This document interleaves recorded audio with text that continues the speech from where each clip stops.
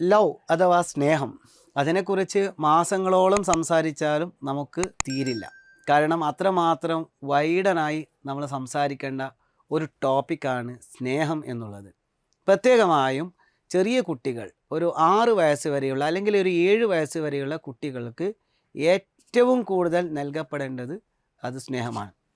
നമ്മൾ ചെറുപ്പ സമയങ്ങളിൽ കൊടുക്കുന്ന സ്നേഹമാണ് അത് അതേപടി തിരിച്ച് നമുക്ക് നമ്മുടെ മക്കളിൽ നിന്നും വലുതാകുമ്പോൾ കിട്ടുക.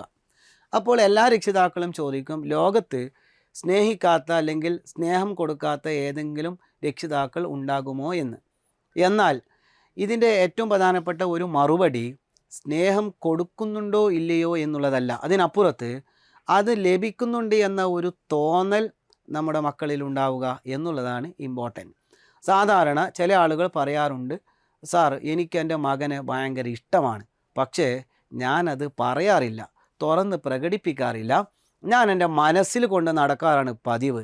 അവരോട് എനിക്ക് പറയാനുള്ളത്, ഒരു പിശുക്കൻ്റെ കയ്യിൽ ഒരുപാട് പണമുണ്ടെന്ന് സങ്കല്പിക്കുക. പിശുക്കൻ്റെ കയ്യിൽ ഒരുപാട്, മൈസറായ ഒരാൾ, അയാളുടെ കയ്യിൽ ഒരുപാട് പണമുണ്ട്. അയാളുടെ കയ്യിൽ പണമുണ്ടായിട്ട് കാര്യമില്ല, കാരണം പിശുക്കനായതുകൊണ്ട് തന്നെ അദ്ദേഹം അത് ചെലവഴിക്കില്ല. അതുപോലെ തന്നെയാണ് എക്സ്പ്രസ് ചെയ്യപ്പെടാത്ത, പ്രകടിക്കപ്പെടാത്ത സ്നേഹം, അത് പിശുക്കൻ്റെ കയ്യിലെ നാണ്യശേഖരം പോലെയാണ്.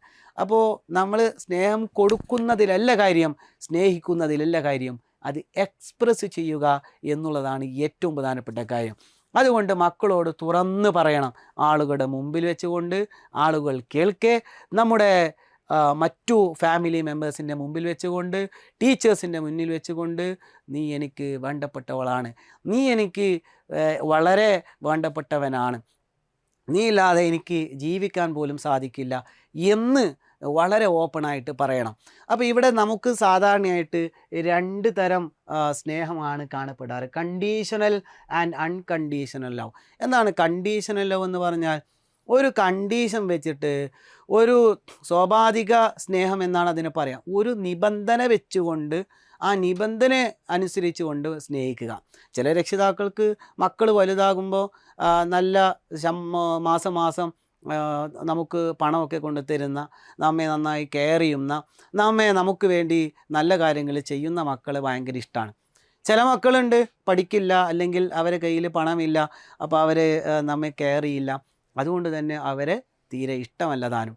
എന്നാൽ നമുക്ക് ഒരു കണ്ടീഷനും ഇല്ലാതെ, അവൻ ചിലവിന് തരട്ടെ, അല്ലെങ്കിൽ അവൻ ചെറിയ കുട്ടിയായിരിക്കുമ്പോൾ, ഇപ്പോൾ കുട്ടിയായിരിക്കുന്ന അവസ്ഥയിലാണെങ്കിൽ അവൻ സ്കൂളിൽ പോയി പഠിക്കട്ടെ, പഠിക്കാതിരിക്കട്ടെ, അവൻ കുരുത്തക്കേട് കാണിക്കട്ടെ, എന്ത് പ്രയാസമുണ്ടെങ്കിലും നിരുപാധികം അവനെ സ്നേഹിക്കാൻ പറ്റിയാൽ മാത്രമേ നമുക്ക് മക്കളെ പൂർണ്ണമായും സ്നേഹം നൽകപ്പെടുന്നു എന്നൊരു തോന്നൽ ഉണ്ടാക്കാൻ വേണ്ടി ഉണ്ടാകുകയുള്ളൂ. ഇവിടെ ഒരു ആസിഡ് ആക്രമണത്തിൽ മുഖം വികൃതമായ ഒരു കുട്ടിയുടെ കഥ വായിച്ചിട്ടുണ്ട്. അപ്പോൾ ഒരു ആസിഡ് ആക്രമണത്തിൽ കുട്ടിയുടെ മുഖം വികൃതമായി. അങ്ങനെ വല്ലാതെ വികൃതമായ അവസ്ഥയിൽ കുട്ടിയെ ഹോസ്പിറ്റലിൽ കൊണ്ടുപോയി. കുട്ടിയുടെ മുഖമാകെ വികൃതമായിരിക്കുകയാണ്. അങ്ങനെ കുട്ടിയോടും അച്ഛനോടും തൻ്റെ ഡോക്ടർ പിന്നെ ഉപദേശം കൊടുക്കുകയാണ്, നിങ്ങൾ ഒരിക്കലും കണ്ണാടി നോക്കരുത്, നിങ്ങളുടെ കുട്ടിയെ കൊണ്ട് കണ്ണാടി നോക്കിക്കരുത്, അതൊരു കണ്ടീഷനാണ് എന്ന് പറഞ്ഞ് തിരിച്ചയക്കുന്നു.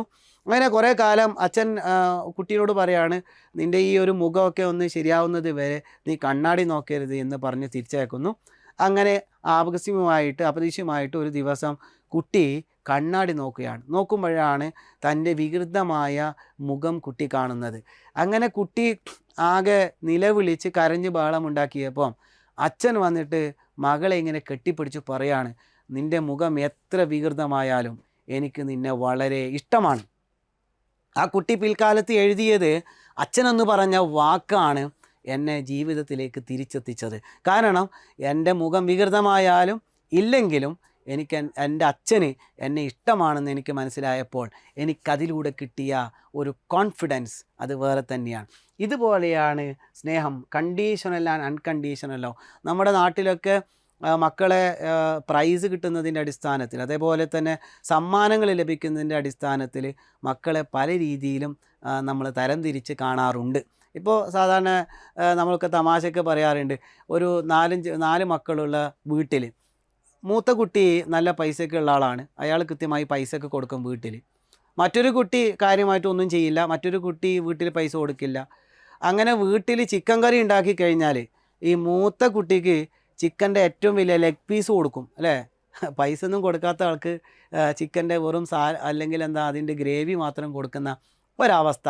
കാരണം എന്താ, അവിടെ നമ്മൾ ആ ഒരു ചിക്കൻ കറി ഇങ്ങനെ ഒഴിക്കുന്ന സമയത്ത് നമ്മുടെ മനസ്സിലേക്ക് വരുന്നത് ഇവനൊന്നും തരാത്തവനാണ്, ഇവനിക്ക് ഇത് മതി, അല്ലെങ്കിൽ അവനാണ് അധ്വാനിക്കുന്നവൻ, അവനിക്ക് ലെഗ് പീസ് തന്നെ കൊടുക്കണം.